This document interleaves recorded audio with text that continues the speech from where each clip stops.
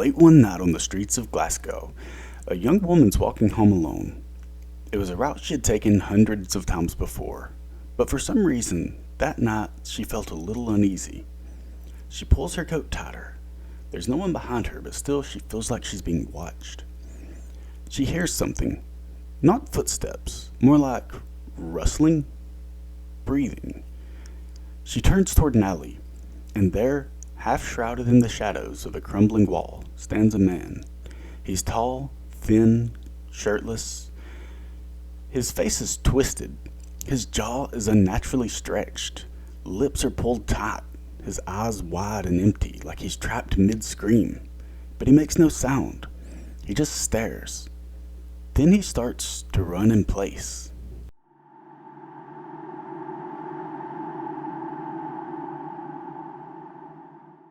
Over the next several years, women across Glasgow would report nearly identical encounters. A strange man with grotesquely contorted face. He's always silent, always watching, and then gone. This wasn't an urban legend. Police received reports, composite sketches were drawn, but no one ever found him. And to this day, no one knows who or what the Gurning Man really was. Welcome back to Legends May Live, where we explore the strange, the mysterious, and the downright eerie. I'm Drew, and today's story is possibly one of the strangest we've done so far.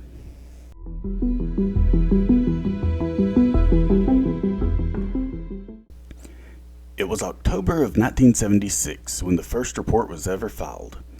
The woman, whose name was never released to the public, was walking home from a late shift near Dixon Avenue. It was a quiet residential stretch just south of Glasgow's city centre. She was bundled up tight. The night was painfully cold, and she really wasn't thinking about anything except getting home and getting warmed up. But as she trekked through the bitter cold, she started to hear a soft, repetitive slapping sound coming from an alley she was approaching. It didn't sound like footsteps, more like skin against pavement. When she got to the alley, she turned her head, and that's when she saw him. It was a pale, shirtless man standing inside of the alley, partly hidden by shadows, and his face was just frozen in this contorted grimace.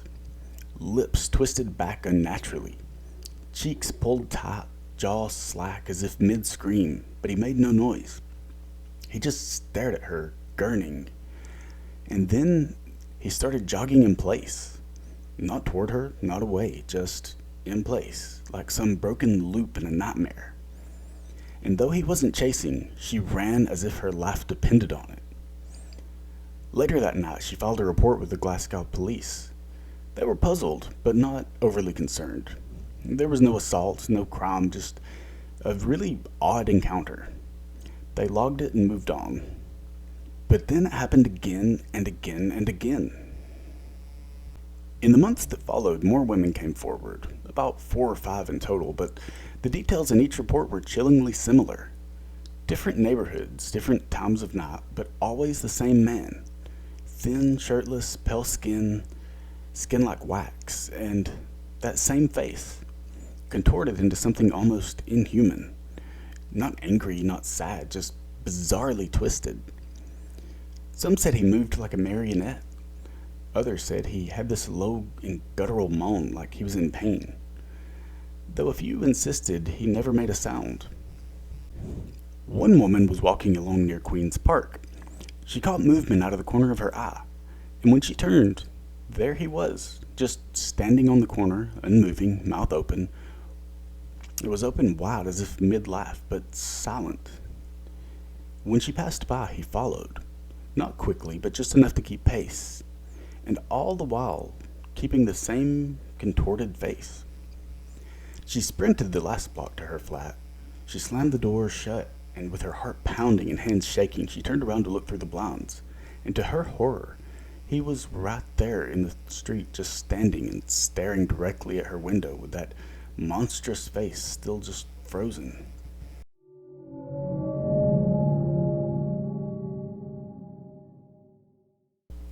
Another account came from a woman named Elaine. She shared her story anonymously in a local interview years later. She had been locking up the front gate of her building when she heard soft steps behind her. She turned to look, and there was this man, almost seeming to be more creature than man, standing under a street lamp, gurning. She froze, and at first he didn't move either. But after a few seconds, he started jogging in place again, like with the first encounter. Elaine said that he seemed inhumanly still from the waist up, but legs just churning. She rushed inside and called the police. This time they arrived within minutes, but by the time they did, he was gone. Gone again. The reports had reached enough of a critical mass that the Glasgow police began to investigate it as a potential case of harassment or public indecency. A crude sketch was compiled from multiple witness descriptions, and yet no suspect was ever found.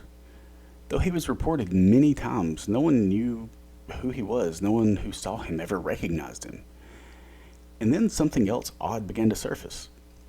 Each report happened within walking distance of the River Clyde, often near alleyways or underpasses or abandoned buildings, just places where shadows linger after dark. And then, just as the search area narrowed, the sightings stopped as quickly as they started.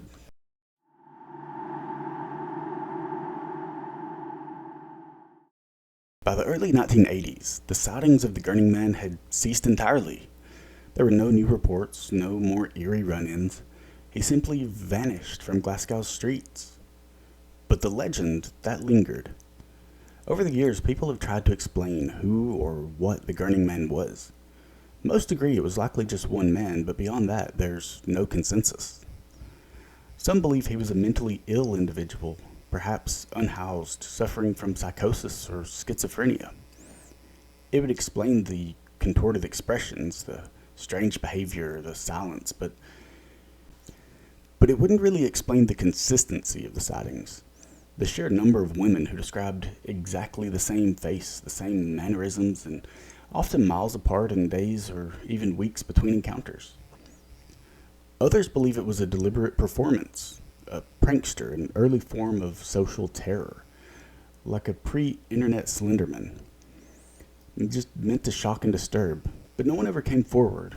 There were no confessions and no friends spilling secrets or deathbed admissions. And then, of course, there are those who wonder if the Gurning Man wasn't a man at all. Some think it was some sort of entity, possibly even a manifestation, a thought form brought to life by fear and repetition, what some paranormal researchers call a tulpa. The way he vanished from sight when chased, the eerie stillness of his upper body while his legs ran. The reports of him standing completely silent outside windows, disappearing before police could arrive. To some, it sounds less like a man and more like a glitch in reality, a patch of wrongness that people only caught glimpses of. Whether he was flesh and blood or something stranger, we may never know. The Gurning Man of Glasgow left behind no fingerprints or video footage and no physical harm to his victims, just memories and fear. So if you find yourself walking home alone at night, if you catch a glimpse of movement in the alley and see a tall, thin man, shirtless in the cold, contorting his face in grotesque smile, don't stop to watch, just keep walking. Because some urban legends don't fade away, they wait. Thanks for joining us on Legends May Live. If this episode left a chill in your spine, consider subscribing, sharing with a friend, and leaving a review. It helps more than you know. And if you've got a strange story of your own, a mystery, a sighting, or something you just can't explain, reach out. You might just hear it here. Until next time, stay curious and keep one eye on the shadows, because legends may live.